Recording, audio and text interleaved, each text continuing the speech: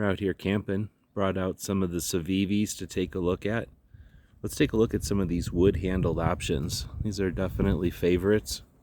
This first one is called the Photonix. Really cool engraved grip, which gives it a really good grippy. It's a flipper with thumb studs. The Damascus blade looks great with the wood. It's got metal liners. They're skeletonized, if you can see inside of there. You can flip the clip over to either side. It is tip-up carry, liner lock. Super easy to open with those CIVIVI ceramic bearings. Next up is the Yonder, one of my favorites. Has the lock, so it's really easy to open and close with one hand.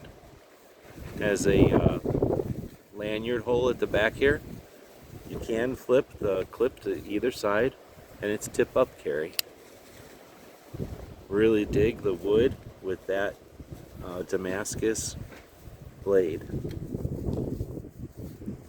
Third one we're going to take a look at is the Placoid. Also wood with a little bit of engraving, liner lock, nice and thin. It's a big blade, flipper. Also has thumb studs.